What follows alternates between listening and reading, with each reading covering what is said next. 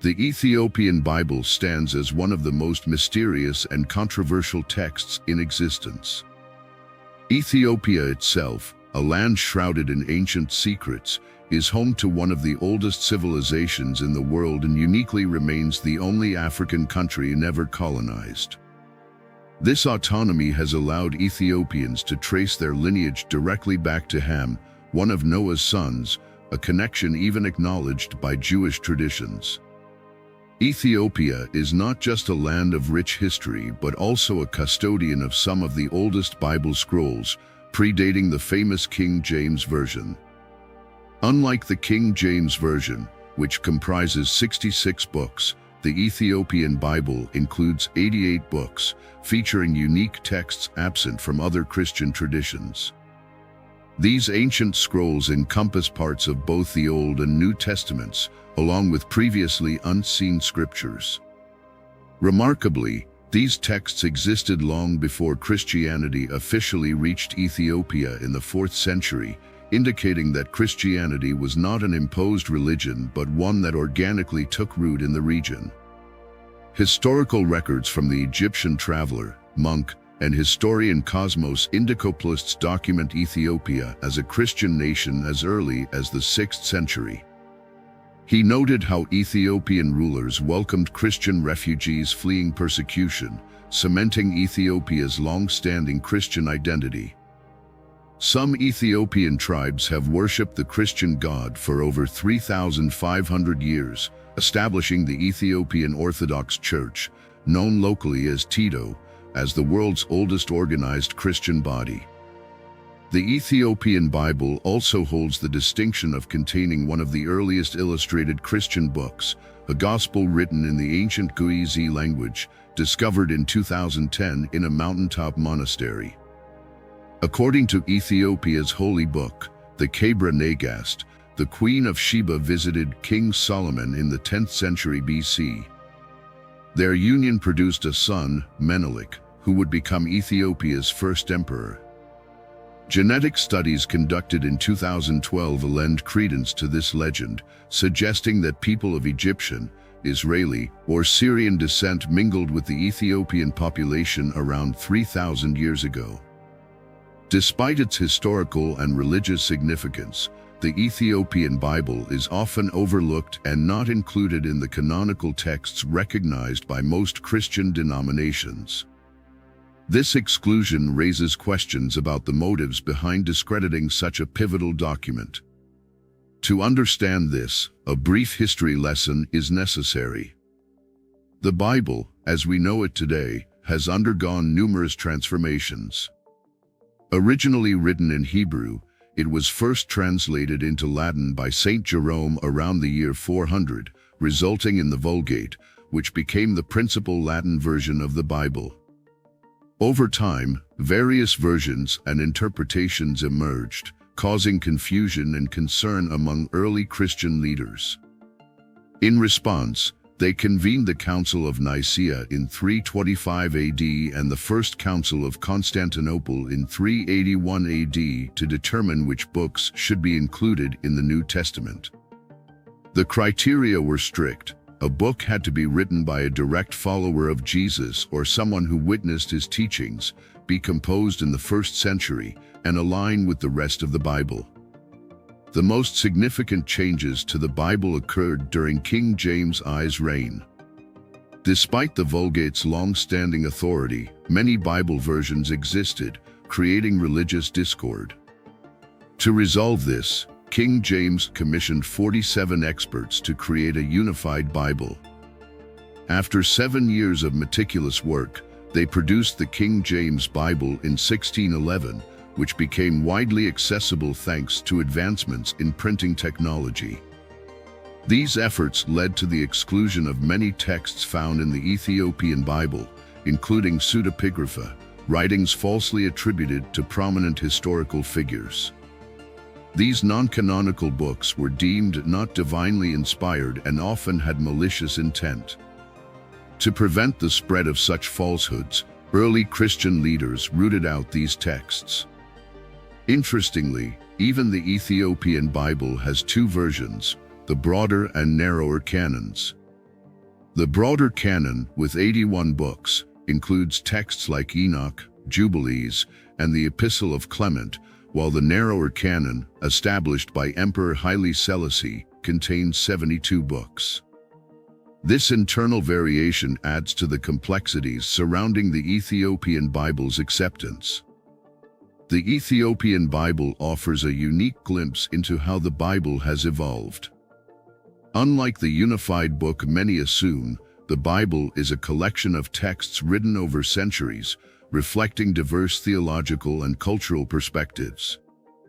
Differences between the Ethiopian and other Bibles, particularly in language and content, have contributed to its relative obscurity outside Ethiopia. The Ethiopian Bible's survival through centuries of turmoil and change is a testament to its cultural and religious significance. Ethiopia's Christian heritage is deeply intertwined with the history of the Bible, and the country's unique version of the text offers insights into early Christian practices and beliefs. The Ethiopian Orthodox Church, known for its rich liturgical traditions and ancient rituals, has preserved many of the early Christian practices that have been lost or altered in other parts of the world. The Church's liturgy, for example, is still conducted in Guizi, a language that dates back to the Kingdom of Aksum and the early days of Christianity in Ethiopia. This preservation of ancient traditions provides a living link to the early Christian Church and its practices. Moreover, the Ethiopian Bible includes several books that are not found in the canons of other Christian traditions. These texts, such as the Book of Enoch and the Book of Jubilees, offer unique theological perspectives and narratives that enrich our understanding of early Jewish and Christian thought. The inclusion of these texts highlights the diversity of early Christian beliefs and the complex process of canon formation. The Kebra Nagast and Ethiopian Legends. One of the most significant texts in the Ethiopian Bible is the Kebra Nagast, or the Glory of Kings. This epic work is central to Ethiopian national identity and religious tradition. It recounts the story of the Queen of Sheba's visit to King Solomon, their relationship, and the birth of their son, Menelik. According to the Kebra Nagast, Menelik later traveled to Jerusalem and brought the Ark of the Covenant back to Ethiopia, establishing a divine connection between Ethiopia and the biblical Israelites. The Kebra Nagast has been a source of national pride and religious inspiration for centuries. It not only reinforces the ancient and divine origins of Ethiopian Christianity, but also serves as a symbol of Ethiopia's historical and spiritual sovereignty.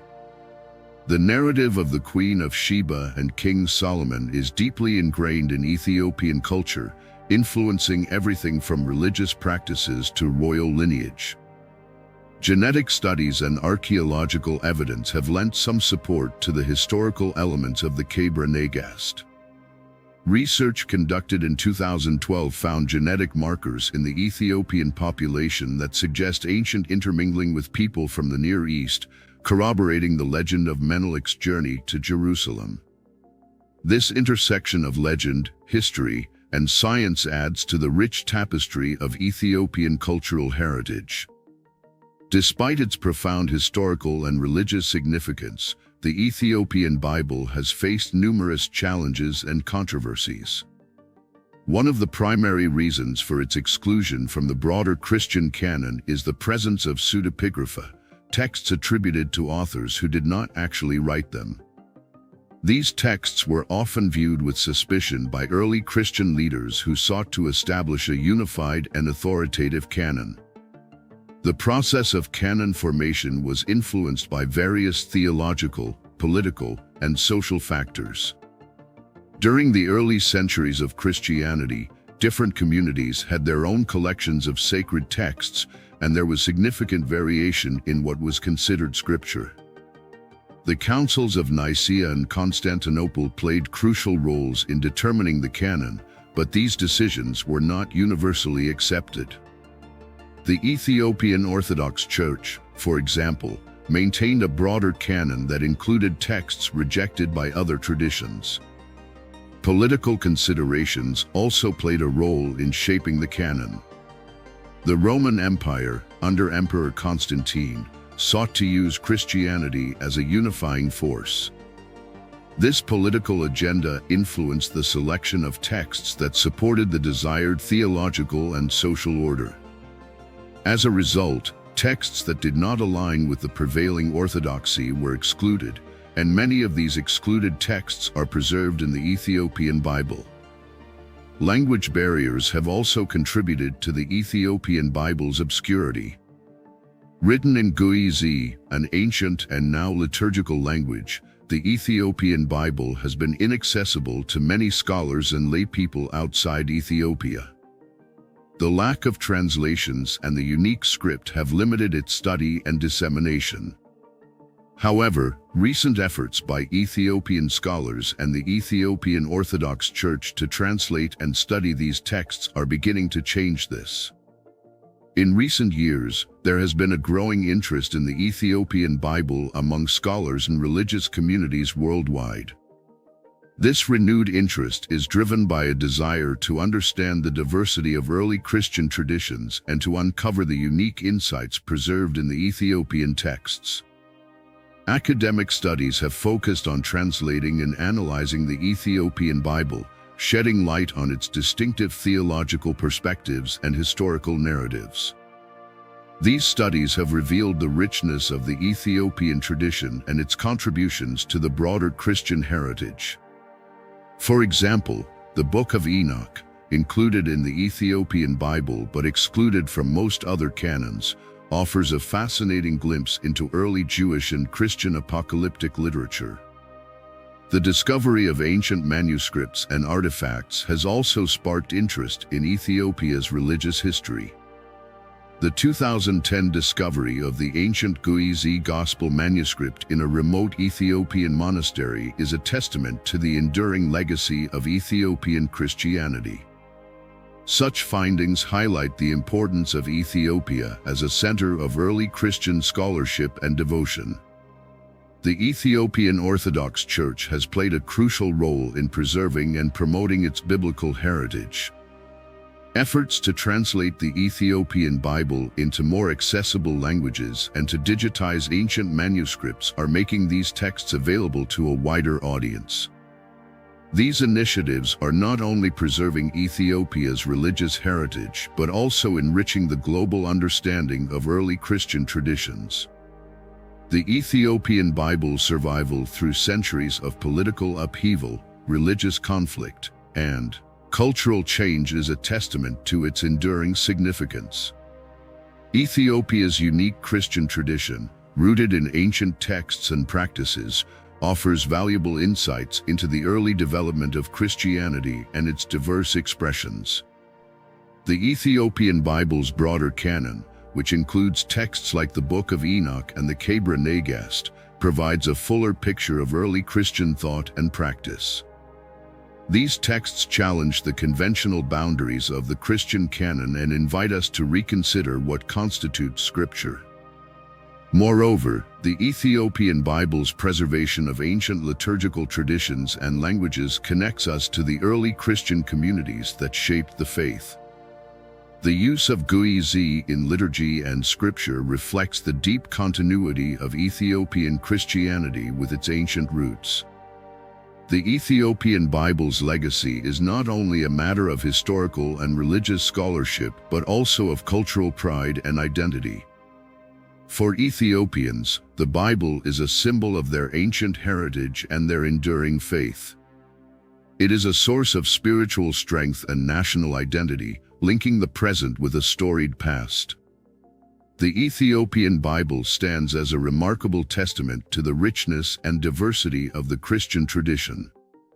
Its ancient origins, unique texts, and enduring legacy offer a window into the early development of Christianity and its complex history. Despite challenges and controversies, the Ethiopian Bible has survived as a vital part of Ethiopia's cultural and religious heritage. As interest in the Ethiopian Bible continues to grow, It offers new opportunities for understanding the early Christian tradition and the diverse ways in which it has been lived and expressed. The Ethiopian Bible's unique perspective enriches our understanding of Scripture and invites us to explore the many facets of the Christian faith. In a world where religious and cultural heritage are increasingly valued, the Ethiopian Bible stands as a powerful symbol of the enduring strength and resilience of Ethiopia's Christian tradition. Its preservation and study are not only important for historical scholarship, but also for the ongoing vitality of the Christian faith in all its diverse expressions. We hope you learned something new today. If you did, give this video a like and share it with your friends. You can share with us what you know by leaving a comment below, and don't forget to subscribe to our channel for more informative and entertaining content. Thank you so much, and see you next time.